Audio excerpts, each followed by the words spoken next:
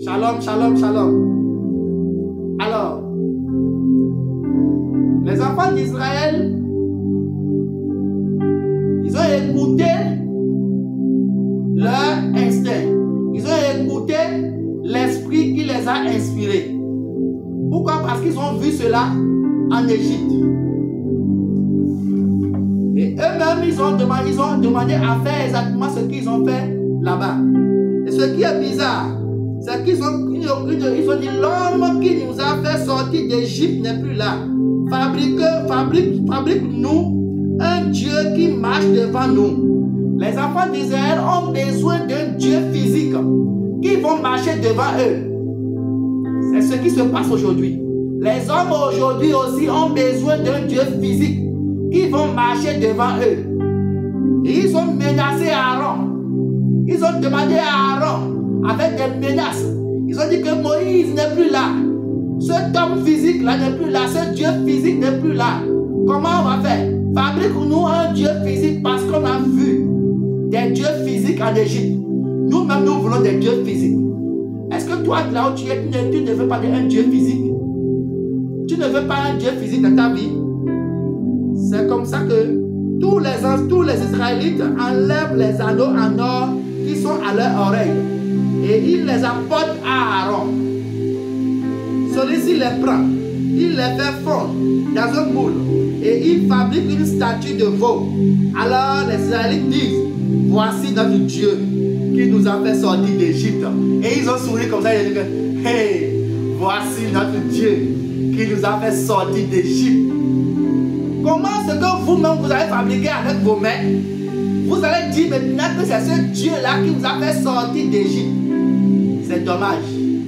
C'est exactement ce qui se passe dans les vies. Et c'est pourquoi vous allez voir quand on a posé la question à Jésus-Christ: qui t'a donné le pouvoir de faire ce que tu fais? Jésus leur a posé la question. Alors, qui a donné le pouvoir, qui a donné l'autorisation à Jean de vous baptiser? Ils ne peuvent pas donner la réponse. Parce qu'ils savent que le peuple reconnaît Jean comme un prophète de Dieu. Et ils savent très bien que Jean est un prophète de Dieu. Si on donne la réponse, ils vont nous lapider, ils vont nous tuer. Du coup, on ne sait pas. Ceux qui adorent les idoles, ils savent très bien qu'ils ont besoin d'un Dieu qui va marcher devant eux. Et ce Dieu qui va marcher devant eux, quelque chose qu'ils doivent voir. C'est pourquoi ils ont fabriqué des idoles. Toi qui m'écoutes, le Dieu que les enfants d'Israël ont fabriqué, ce n'est pas ce Dieu qui les a sauvés. Le Dieu que tu prétends fabriquer, le Dieu que tu prétends avoir, ce n'est pas ce Dieu qui t'a sauvé. Le Dieu qui t'a sauvé, c'est Jésus-Christ de Nazareth.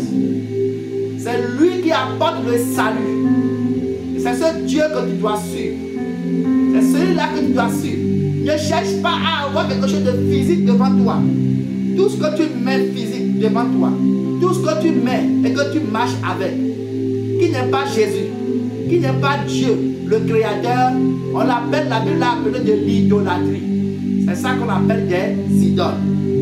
Tu peux être chrétien et marcher avec quelque chose d'autre.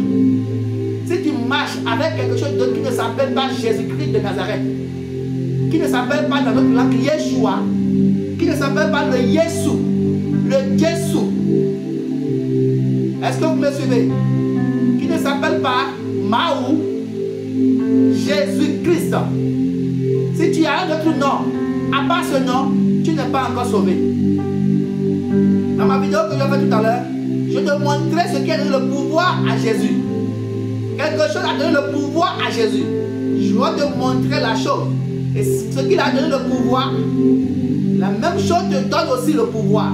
Toi aussi. Au nom de Jésus. Amen, amen, amen. Sois béni.